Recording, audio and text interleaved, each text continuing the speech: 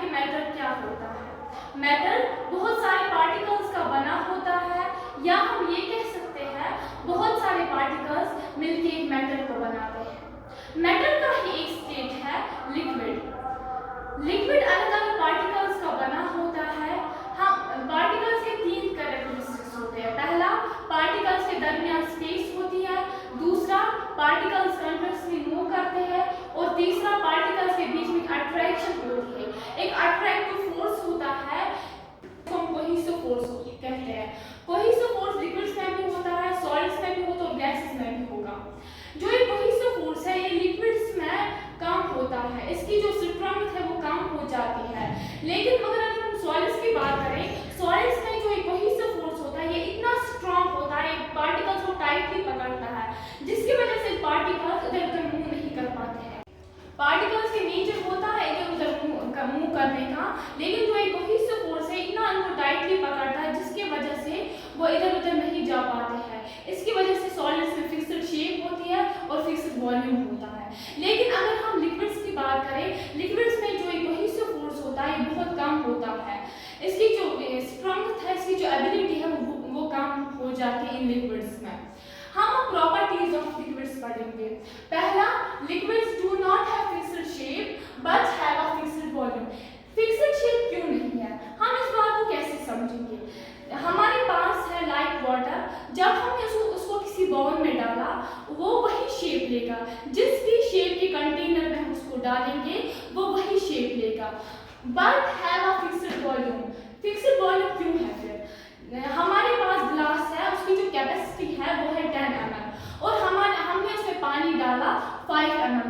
अब ये नहीं कि मैं 2 दिन बाद देखूं, 1 घंटे बाद देखूं कि उसका जो ये वॉल्यूम होगा वो इंक्रीज होगा, नहीं होगा, उसका वॉल्यूम फिक्स्ड ही रहता है। दूसरा है liquids do not rigid. Rigid means rigidity means maintain. Liquids maintain shape नहीं करते, बिकॉज अगर हम उसको सिलेंड्रिकल शेप में डालेंगे वाटर को वो वही शेप लेगा, वो मेंटेन शेप नहीं करता है। बट दे कैन फ्लो, वो फ्लो कर सकते हैं। हमारे पास अगर हम सॉलिड्स की बात करें, हमारे पास बॉल है, इसमें जब हमने इसको नीचे ग्राउंड में फेंकी, इसमें जो छोटी छोटी पार्टिकल्स हैं वो एक साथ नीचे आ गई। मैं प्रैक्टिकली भी दिखाऊंगी आपको।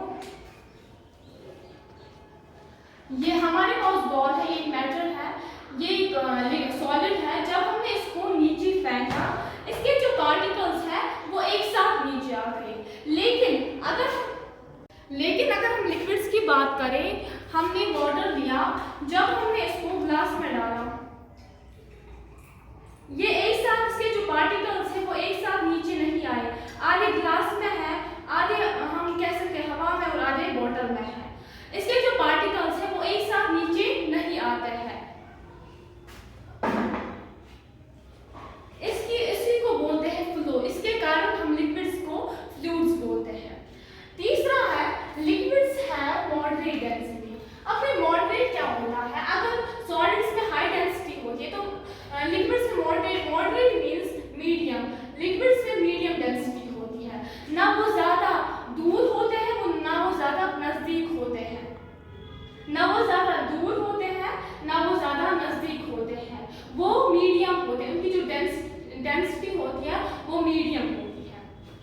उसके बाद हम चौथा पढ़ेंगे, liquids fill the container not completely.